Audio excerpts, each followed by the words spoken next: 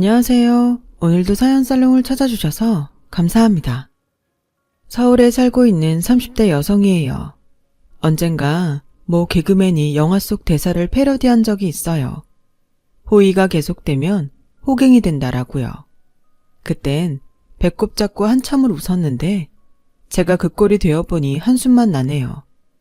바보같이 당했다는 사실에도 화가 났지만 그보다 제가 마음으로 대했던 사람한테 배신을 당했다는 충격에 일이 손에 잡히지 않을 정도였어요. 어릴 적 저는 사람한테 크게 배신을 당한 적이 있어요. 바로 저희 아빠한테요. 저희 아빠는 제가 10살 때 엄마와 저를 버리고 사랑을 찾아 떠났거든요. 엄마보다 10살가량 젊은 여자와 사랑에 빠졌다며 엄마한테 이혼을 해달라고 싹싹 빌더군요. 나 죽기 전에 그 여자랑 꼭 한 번만 살아보고 싶어. 제발 이혼해줘. 자식이 보는 앞에서 무릎까지 꿇고 눈물을 글썽이며 이혼을 요구하는 아빠를 보니 그런 생각이 들었어요. 세상에 믿을 놈 하나 없다 라고 말이죠. 아빠란 인간도 이 모양인데 세상 누구를 믿겠냐고 말이에요. 결국 엄마는 위자료로 우리가 살고 있던 집을 받기로 하고 이혼 서류에 도장을 찍어 주었어요. 그 후로는 아빠와 아예 연락을 끊고 살았고요. 들리는 소문으론 그 여자랑은 1년도 채 못 살고 여자가 바람이 나서 집을 나갔다고 하더군요. 돈도 잃고 사랑도 잃은 아빠는 그래도 양심은 있는지 저랑 엄마를 찾아오지는 않았어요. 그 일이 있은 후 저는 절대로 사람을 믿지 않겠다 다짐하며 살았어요. 다시는 배신감에 치를 떠는 일이 없기를 바라면서요. 하지만 사람한테 받은 상처는 사람을 통해 치유한다고 남편을 만나고부터는 그런 생각을 달리하게 되었죠. 제 남편이 참 믿음직한 사람이거든요. 남편을 처음 만난 건 제가 첫 직장에서 나와 이직을 앞두고 잠시 백수로 지내던 때였어요. 늘 돈이 있을 땐 시간이 없고 시간이 있을 땐 돈이 없어 여행을 못 갔는데 그땐 돈도 시간도 있던 때라 모처럼 해외여행을 떠나게 되었죠. 처음엔 가까운 동남아로 떠나려고 했는데 중국 항공사에서 초저가 유럽행 항공권이 특가로 나온 걸 보자 마음이 흔들리더라고요. 방콕 항공권과 불과 2, 3만 원 차이인데 당연하죠. 그래서 이때가 아니면 언제 유럽 여행을 해볼까 하는 마음에 덜컥 발권을 해버렸어요. 캐리어 여행할 거 배낭여행으로 바꾸면 되지 하면서요. 배낭을 싸면서도 어찌나 신이 나던지 콧노래가 절로 나올 정도였죠. 그동안 TV에서나 보던 유럽 곳곳을 누빌 생각을 하면서 말이에요. 그런데 생각지도 못한 변수가 생겼지 뭐예요. 그것도 막 프랑스에 도착하자마자 바로요. 꿈에 그리던 에펠탑을 보려고 갔다가 야경에 정신이 팔려 소매치기를 당한 거예요. 현금이며 카드까지 홀라당 털리고 남은 거라곤 음료수를 사 먹고 남은 동전 몇 개가 다였어요. 순간 머릿속이 하얘지더라고요. 숙소까지 갈 차비도 없는 상황이라 계단에 주저앉아 눈물만 뚝뚝 흘리고 있었죠. 엄마한테 전화해서 돈 좀 붙여달라고 하려 해도 송금 받을 카드도 없는 상황이었거든요. 지금처럼 휴대폰으로 금융거래를 쉽게 하던 시대도 아니라 더더욱 그랬죠. 정말 아무것도 할 수 없는 상태였어요. 그래서 일단 한국인을 찾아야겠다고 생각했어요. 통장으로 계좌이체를 할 생각으로 말이죠. 그렇게 찾아간 곳이 한국 식당이었어요. 한국인 사장님이 운영하는 곳이었죠. 그런데 일이 안 되려니 하필 사장님이 잠깐 한국에 가고 없다지 뭐예요. 혹시 한국인 직원은 없냐고 물었지만 직원은 고개를 가로저을 뿐이더군요. 아, 이제 정말 끝났다 싶은 그때 저 무슨 일 있나요? 괜찮으시면 제가 도와드릴게요. 저 한국인이에요. 손님 중 하나가 저를 보고 말했어요. 그 말에 눈물이 다 날 정도였죠. 전 창피함도 무릅쓰고 사정을 말하곤 도와주십사 부탁했어요. 그랬더니 흔쾌히 도와주겠다더군요. 하지만 시차 때문에 한국은 은행문이 닫힌 시점이었고 인터넷 뱅킹은커녕 폰 뱅킹도 못하는 저희 엄마로선 당장 돈을 송금해 줄 수가 없었어요. 그렇다고 남자와 함께 밤을 보내고 돈을 건네받을 상황도 아니라서 일단 엄마가 아침에 은행문을 열자마자 송금을 하기로 하고 저는 아침 일찍 남자를 만나서 함께 ATM 기계로 가기로 했어요. 문제는 그 시간 동안 남자가 변심해 약속 장소에 안 나오거나 작정하고 연락을 끊고 사라지면 또다시 돈을 잃을 상황이란 거였죠. 사람을 못 믿는 저로서는 솔직히 믿음이 안 갔어요. 그렇다고 안 할 수도 없는 노릇이었죠. 당장 물 사 먹을 돈도 없었으니까요. 그래서 미친 척하고 하기로 했어요. 남자는 자신의 전화번호를 적어주며 걱정 말라고 하더군요. 그리고는 제가 숙소까지 갈 차비도 빌려주었어요. 그렇게 남자와 헤어진 저는 게스트하우스에서 뜬 눈으로 밤을 지새워야 했어요. 그리고는 날이 밝자마자 약속 장소로 달려가 남자가 오기를 기다렸죠. 그때를 생각하면 지금도 손에 땀이 날 정도예요. 그런데 아무리 기다려도 오기로 한 남자는 보이지 않고 속만 타들어갔죠. 시간은 흘러 어느새 가로등엔 불이 하나 둘 들어왔고 하늘은 붉게 물들어 버렸어요. 내가 속았구나 생각하며 눈물만 뚝뚝 흘리고 있는데 글쎄 낯선 외국인이 제 어깨를 툭툭 치지 뭐예요. 서툰 발음으로 제 이름을 부르면서요. 친구 부탁으로 왔다며 제게 파우치를 건넸는데 파우치를 열어보니 안에 돈이 들어있더라고요. 친구가 아침에 자전거를 타고 집을 나섰다가 교통사고를 당해 병원에 입원하는 바람에 친구 부탁으로 자신이 대신 나왔다더군요. 그 말을 듣자 순간 울컥했어요. 내가 뭐라고 이런 상황에 친구까지 보내 약속을 지킨 건가 생각하니 고맙고 미안한 마음뿐이었죠. 그래서 외국인을 따라 남자가 입원한 병원으로 가봤더니 다리에 깁스를 하고 누워있더라고요. 그 모습을 보니 쥐구멍에라도 숨고 싶은 심정이었어요. 이런 줄도 모르고 속으로 얼마나 욕을 했는지. 그래서 고개도 못 들고 미안하다는 말만 연신하고 있었죠. 그랬더니 남자가 오히려 절 위로하지 뭐해요. 연락이 안 되는 시간 동안 얼마나 가슴 졸였냐면서 말이죠. 휴대폰이 박살나는 바람에 연락을 못했어요. 걱정 많이 했죠? 이런 와중에도 자신보다는 제 걱정을 먼저 해주는 남자를 보니까 제 자신이 정말 못났다는 생각이 들었어요. 그래서 솔직히 얘기를 했어요. 이런 줄도 모르고 기다리는 내내 그쪽 욕을 했어요. 전화도 안 받길래 전화번호도 가짜로 알려준 게 아닐까 의심했고요. 정말 미안해요. 괜히 저 때문에 사고까지 당하고. 지금은 저도 상황이 좀 그렇고 한국에 돌아가면 약간의 사례금이라도 송금해 드릴게요. 죄송합니다. 거참, 그깟 돈 몇 푼으로 이번 일을 해결할 수 있다고 생각해요? 순간 잘못 들은 줄 알았어요. 조금 전까지만 해도 제 걱정을 먼저 해주던 사람이 확 돌변했으니까요. 그러지 말고 한국에 가거든 언제 밥이라도 한번 사요. 저도 다음 달이면 여행 마치고 한국으로 들어갈 예정이거든요. 입사 앞두고 유럽 여행이나 실컷 하려고 했는데 사정이 생겨서 일찍 들어가려고요. 그때 한턱 쏘세요. 그 일이 인연이 돼서 우리는 한국에 돌아와서도 연락을 주고받게 되었고 그렇게 연인 사이로 발전한 우리는 4년 넘게 연애를 하다가 결혼까지 하게 되었어요. 당시 남편은 다니던 회사를 그만두고 친구와 회사를 차릴 예정이었어요. 그렇다고는 해도 저희 집에 인사를 드리러 갈 때만 해도 백수 상태였기에 엄마는 걱정을 하셨죠. 한창 일해서 돈을 모아도 모자랄 판에 탄탄한 직장 때려치우고 창업을 하는 것도 걱정이 된다면서요. 아무래도 하나뿐인 딸이 고생하지 않을까 하는 노파심 때문일 거예요. 하지만 사윗감을 만나보시고는 그런 걱정은 싹 사라지셨는지 사람이 참 믿음직스럽다시며 마음에 들어하셨죠. 정작 문제는 시어머니였어요. 이혼 가정이라 탐탁치 않아 하셨거든요. 요즘 세상에 흔한 게 이혼이라지만 그래도 내 며느리감은 그런 지배가 아니길 바랬다. 서운해도 할 수 없어. 자식 가진 부모가 다 그런 거 아니겠니? 그래, 부모님은 왜 이혼을 하셨다니? 설마 외도는 아니겠지? 그런 거라면 나 이 결혼 반대다. 며느리를 보려면 그 부모부터 보랬다고 문제 있는 부모 밑에서 제대로 된 자식이 나올 수 있겠니? 순간 얼굴이 발갛게 달아올랐어요. 어머님이 걱정하시는 그 이유가 바로 저희 부모님의 이혼 사유니까요.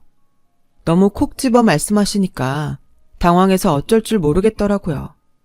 남편은 사람 면전에 세워두고 무슨 소리를 하는 거냐고 어머님께 소리를 쳤고 그 바람에 어머님은 더 화가 나서 제게 대답을 닥달하셨어요. 그때 형님이 제 편을 들어주신 거예요. 어머님, 이혼 사유가 뭐든 그게 어디 지영씨 탓인가요? 부모님들 일을 자식이 떠안아야 할 이유는 없다고 생각해요. 그냥 지영씨 하나만 봐주시면 안 돼요? 제가 보기엔 착하고 싹싹한 데다 서방님한테도 잘할 것 같은걸요? 솔직히 현재 서방님은 백수인데 그걸로 트집 안 잡는 것만 해도 어디예요. 그러니까 결혼 허락해 주세요. 네? 형님의 애교에 어머님은 마음이 꽤 풀린 듯 보였어요. 그렇게 중간에서 형님이 힘써주신 덕분에 우리는 결혼 허락을 받았고 그해 가을에 식을 올릴 수 있었어요.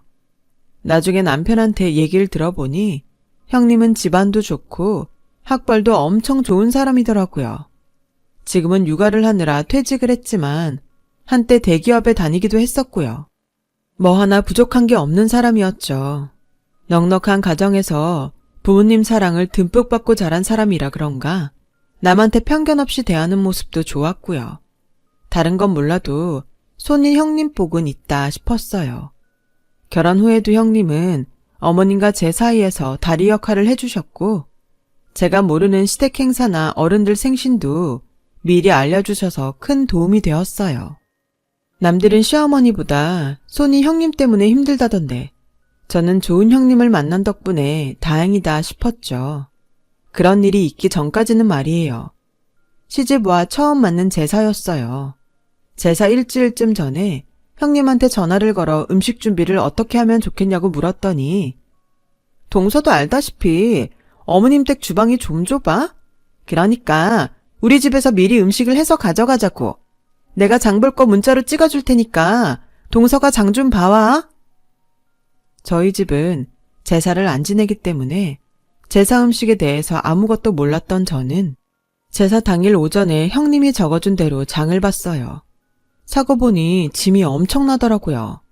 그렇게 낑낑대고 형님 댁으로 갔는데 글쎄 집에 안 계시지 뭐예요. 그래서 형님한테 전화를 걸었더니 나 지금 현운에 학교 가는 길이야. 학교에서 무슨 일이 있는지 연락이 왔지 뭐야. 동서 미안하지만 현관번호 알려줄 테니 먼저 음식 준비 좀 해줘. 선생님이랑 상담하고 바로 갈 테니까. 난감하긴 했지만 당장 시작하지 않으면 늦을 것 같아서 인터넷을 찾아보며 제사 음식 준비를 했어요. 삼색 나물을 무치고 생선을 찌고 전까지 부치도록 형님은 돌아오지 않았어요. 그리고는 막 음식 준비를 마치고 앞치마를 풀려는데 그제야 형님이 돌아왔더라고요. 그리고는 나 보란 듯이 현우한테 한 번만 더 애들이랑 싸움질하면 그땐 가만 안 둘 줄 알아? 오늘 엄마가 너 때문에 선생님 앞에서 얼마나 창피했는 줄 알아? 내가 정말 너 때문에 살 수가 없어. 학교에서 얼마나 호되게 당했길래 저러나 싶을 정도로 한참을 씩씩대며 현우 방문에 대고 소리치더군요. 그 바람에 저는 왜 이제 왔냐고 따지지도 못했어요. 오히려 괜히 제가 눈치가 보이더군요. 한참 소리를 치던 형님은 저를 보고는 수고했다는 말 한마디 없이 옷에서 음식 냄새가 너무 난다며 집에 가서 옷이라도 갈아입고 오라고 했어요. 여기로 다시 오면 늦을 것 같으니까 시댁으로 바로 와. 음식은 내가 차에 싣고 갈 테니까. 결국 그날 저는 집에 들러서 옷을 갈아입고 시댁으로 향했어요. 그런데 시댁에 도착해보니 왠지 공기가 싸한 게 이상하더라고요. 아니나 다를까 어머님은 시종일관 저를 못마땅한 표정으로 보셨어요. 그래서 형님한테 무슨 일 있었냐고 물었더니 제가 한 음식이 입에 안 맞으시는지 불평을 하시길래 자기가 화를 풀어드리는 참이라 하더군요. 월차까지 내고 하루 종일 죽어라 이랬는데 그런 소리를 들으니 저도 기분이 좋지 않더라고요. 동서, 어머님 신기가 불편하시니까 오늘은 가급적 어머님이랑 부딪히는 일 없도록 말 걸지 말고 피해. 안 그럼 나도 피곤해져. 알았지? 뭐 저라고 어머님이랑 말 섞고 싶었겠어요. 그래서 형님 말대로 주방에서 설거지나 하고 있었죠. 그렇게 첫 제사는 무사히 지나갔어요. 그리고 얼마 뒤 설이 돌아왔죠. 이번에도 형님은 자기 집에서 음식을 해가자고 했고 저는 일찌감치 장을 봐서 형님 댁으로 향했어요. 그런데 이번에도 형님이 집에 없지 뭐예요. 현우 혼자 있더라고요. 그래서 현우한테 물어보니 외할머니가 쓰러지셨다는 전화를 받고 외갓집에 갔다는 거예요. 그 말에 걱정도 되고 상황이 이런데 같이 음식하자는 말을 하기도 뭐해서 혼자 음식 준비를 했죠. 음식 준비를 마치고 현우 저녁까지 먹이고 나니까 그제야 형님이 눈이 퉁퉁 부어서는 들어오더라고요. 그래, 어떻게 된 거냐고 물었더니 욕실에 쓰러져 계신 걸 다행히 일찍 발견해서 큰 문제는 없겠다고 했어요. 그러면서 엄마가 어떻게 되시는 줄 알았다며 펑펑 우는데 뭐라고 해줄 말이 없더라고요. 그래서 침대에 뉘어드리고 쉬시라고 하곤 돌아왔죠. 그리고 다음날 남편과 함께 시댁에 갔는데 어머님이 저를 보자마자 화를 버럭 내시는 거예요. 넌 어떻게 된 애가 그 모양이냐? 그러자 형님이 달려와 어머님을 모시고 안방으로 들어가더라고요. 영문도 모르고 혼난 저는 어안이 벙벙해서 남편만 쳐다봤어요. 남편도 영문을 모르겠다는 표정이었죠. 한참을 형님과 안방에 들어가 계시던 어머님은 차례를 지내는 내내 제게 냉랭하게 대하셨어요. 상을 치우고 설거지를 하는데 형님이 주방으로 들어오길래 물었어요. 음식이 간이 좀 안 맞더라고. 나물은 내가 간을 다시 봐서 괜찮은데 저는 간을 더 볼 수가 없잖아. 그래도 기껏 동서가 힘들여 만든 건데 너무 하시는 것 같아서 내가 그러지 마시라고 한마디 했어. 그러니까 동서도 너무 신경 쓰지 마. 나도 처음 시집와선 다 그랬어. 형님은 신경 쓰지 말라고 했지만 저는 그럴 수가 없더라고요. 아니, 내가 뭘 그렇게 잘못했다고 그 난린지, 그깟 간 좀 안 맞는다고 하루 종일 혼자서 그 많은 음식을 다 한 저한테 이럴 수가 있나요? 그래서 집에 가는 길에 남편한테 투정을 부렸어요. 그랬더니 남편이 그러는 거예요. 무슨 소리야. 아까 엄마가 이번 전은 지난번 제사 때보다 훨씬 맛있다고 형수님한테 칭찬하던데 그거 당신이 만든 거였어? 순간 기분이 싸했어요. 설마 나한테 일 떠밀어 놓고 뒤에서 수작을 부리는 게 아닌가 싶더라고요. 그래서 형님한테 전화해 물었죠. 혹시 어머님한테 설 음식 형님이 혼자 했다고 말했냐고요. 그랬더니 동서, 지금 뭐 하자는 거야? 설마 내가 동서 공 가로챘을까봐 그래? 그렇게 안 봤는데 사람 참 못됐다. 내가 그동안 동서 바람막이 노릇하느라 얼마나 힘들었는지 알면서 어쩜 사람을 이렇게 몰아세워? 나 앞으로 어머님이 동서한테 뭐라고 하시든 절대 신경 안 쓸 테니까 그렇게 알아. 나도 이런 소리까지 들어가면서 동서 편 들기 싫어. 배은망덕도 유분수지. 사람이 어떻게 이럴 수가 있어? 나 정말 실망했어. 앞으로 나한테 전화도 하지 마. 형님, 죄송해요. 전 그게 아니라... 형님! 그렇게 전화를 끊은 형님은 이후로 제 전화는 받지도 않았어요. 그리고 시댁에서 모일 때에도 제게는 눈길 한번 안 주고 무시했고요. 그렇게 시간은 흘러 5월이 되었어요. 어린이날을 맞아 현우한테 선물을 주려고 남편과 함께 형님 댁을 찾아갔어요. 여전히 형님은 제게 냉랭하더라고요. 그래서 현우 방에 들어가서 놀아주고 있었어요. 그러다 형님이 현우를 불러내 심부름을 시키는 바람에 혼자 방에 남아 있었는데 하필 그때 현우 일기장이 눈에 들어온 거예요. 그러면 안 되는 걸 알면서도 저도 모르게 일기장을 훑어보게 되었죠. 아, 그런데 글쎄 거기에 제가 봐서는 안 되는 내용이 적혀 있는 거예요. 형님의 치부책인 셈이었죠. 일기장에 적힌 내용을 보니 그간 있지도 않은 일을 꾸며대 저 혼자 제사 음식이며 명절 음식을 만들게 했더라고요. 현우네 학교에 불려간 것도 친정 엄마가 쓰러졌다는 것도 몽땅 거짓말이었어요. 심지어 그동안 시어머니한테 거짓말을 해서 생활비조로 엄청 뜯어낸 것까지 아주 사기가 화려하더군요. 그중 앞건은 형님의 외도였어요. 상대는 현우가 다니는 태권도 학원 사범이더라고요. 정말 토 나올 정도로 개판인 여자였어요. 이런 여자한테 그간 속아서 호갱짓을 했다니 속이 부글부글 끓더라고요. 아니, 다른 것도 아니고 어떻게 자기 엄마가 쓰러졌다는 거짓말을 해요? 이게 사람이 할 짓인가요?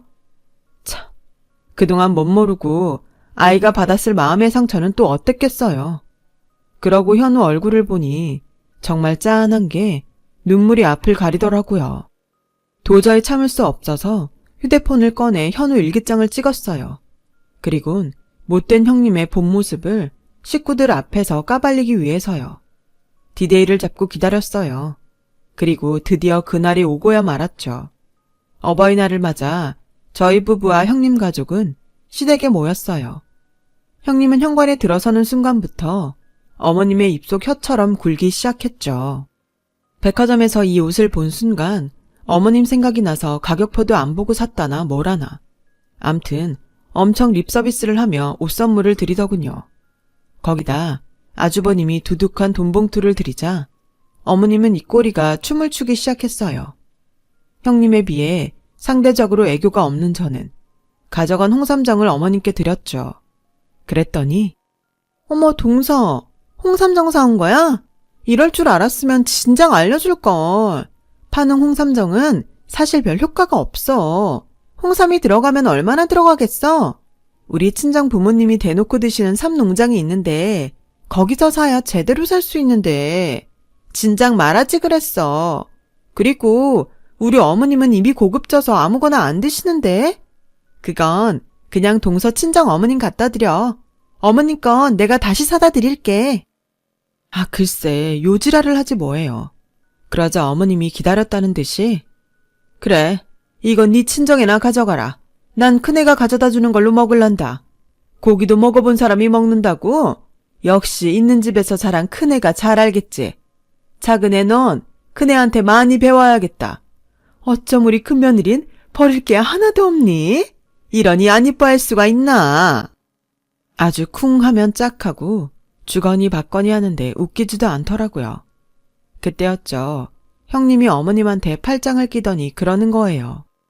어머님, 그래서 말인데요. 강원도에 사두셨다는 산말이에요. 그거 제 이름으로 해주시면 안 돼요? 어차피 돈도 안 되는 거 지금 주시면 상속세도 안 내고 좋잖아요. 어머님, 저 그거 주세요. 네? 콧소리까지 내가며 앙탈을 부리는데 정말 가관이더군요. 사실 그 산은 아버님이 어머님과 합동묘를 쓰시려고 사두신 거였어요. 아버님이 먼저 돌아가시는 바람에 아직 합동묘를 쓰진 않았지만 어머님 돌아가신 뒤에 그곳에 합동묘를 만들 생각이었죠. 그걸 형님이 달라고 하니 어머님도 쉽게 허락을 못 하시더군요. 그러자 아주버님이 나서서 형님을 말렸어요. 그러자 형님이 갑자기 훌쩍거리더니 그동안 자신이 시댁에 얼마나 헌신적으로 했으며 어머님한테 해드린 것들을 하나씩 읊기 시작했죠. 어머님, 저요 정말 서운해요. 다른 집 며느리들은 10월드니 뭐니 시자만 들어가도 치를 떤다는데 전요 친정 엄마보다 어머님을 더 챙겼어요. 제 옷은 인터넷에서 사도 어머님 옷은 꼭 백화점 가서 샀고요. 그런데 그깟 산 하나 제 이름으로 못 해주세요. 저요 그 정도 받을 자격 충분하다고 생각해요. 이렇게 하는데도 저한테 주시는 게 아까우시다면 네 알겠습니다. 그런데 어머님 저 이렇게 서운한 마음으론 앞으로 어머님 얼굴 못 뵙겠어요. 그래도 되시겠어요? 칼만 안 들었지 강도가 따로 없더군요. 결국 시어머니는 백기를 드셨고 산을 형님한테 주시겠다고 하셨어요. 그제야 형님은 얼굴이 활짝 펴선 안방으로 달려가 산문서를 들고 나왔어요. 아주 입이 찢어지게 웃으면서 말이죠. 이때다 싶었어요. 형님의 실체를 까발릴 순간 말이에요. 그래서 어머님, 사실 제가 오늘 어머님을 위해 준비한 게 하나 더 있어요. 그리고는 준비해간 누런 서류 봉투를 어머님께 내밀었어요. 그걸 보자 다들 눈이 휘둥그레졌죠. 특히 형님은 더더욱이요. 문서 혹은 그에 상응하는 무언가가 있을 거라 예상했을 테니까요. 아니 작은 애야, 이게 다 뭐냐? 돈은 아닌 것 같고 뭐니? 어머님은 돋보기까지 끼시고는 신이 나서 봉투를 열어보셨어요. 그리고는 일기장이 확대된 사진을 보셨고 그 내용을 읽어나가시다가 점점 얼굴이 일그러지셨죠. 그러자 형님이 다가가 어머님이 들고 계신 사진을 내려다봤어요. 그리곤 금세 사색이 되어버렸어요. 당연하죠. 그간 자신이 저지른 만행이 고스란히 적힌 아들 일기장인걸요. 어머님은 손을 바들바들 떠시며 형님을 노려보셨어요. 큰애 너, 이게 어떻게 된 거냐? 그동안 차례상이며 제사상에 올릴 음식들을 사다 썼던 게냐? 작은 애 들어오고부터는 전부 쟤한테 떠넘기고 놀러 다녔던 거냐고? 그래놓고 나한테 전부 너 혼자 한 것처럼 거짓말을 했던 게야? 네가 어쩜 이럴 수가 있냐? 거기다 현우 태권도 사범 얘기는 뭐냐? 너 이놈이랑 그렇고 그런 사이인 거야? 옷이며 신발이며 거기다 휴대폰까지 왜 네가 사다 바쳐? 내 아들이 뼈 빠지게 벌어온 돈으로 지금껏 이딴 헛짓이나 했던 거냐고. 말해라 이년아. 당장 말하지 못해. 어머님은 상을 뒤엎으시곤 형님의 머리채를 잡으셨어요. 거기다 아주버님까지 합세해 형님을 추궁하기 시작했죠. 보다 못한 남편은 달려들어 어머님을 뜯어 말렸고 저는 혹여 현우가 볼세라 작은 방 문을 닫았어요. 다행히 현우가 휴대폰 게임에 빠져 있어서 이 광경을 못 본 게 다행이었죠. 그러자 형님이 본색을 드러내더군요. 이거 나요. 내가 뭘 잘못했다고 나한테 이래요. 솔직히 어머님 잘못이 제일 커요.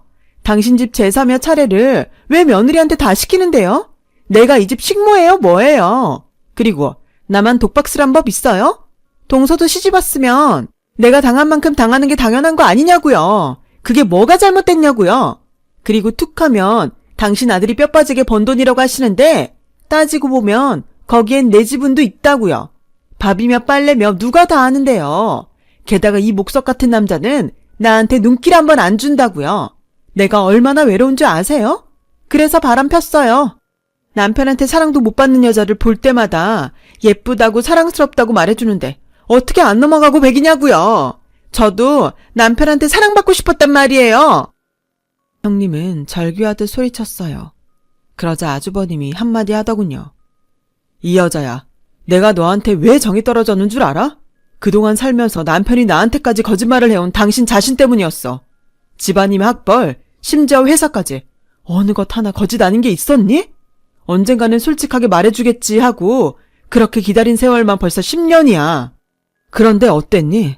여전히 사사건건 거짓말해 남 속에서 제 실속 차릴 생각만 하잖아. 그런 너를 어떻게 사랑할 수 있겠어. 나 대단한 처가도 대단한 학벌도 회사도 다 필요 없었어. 그저 너란 여자가 좋아서 택한 건데 이렇게 망가진 너를 보니 이젠 나도 정이 떨어져서 같이 못 살겠다. 차라리 이혼하자. 현우는 내가 키울 테니까 그렇게 알아.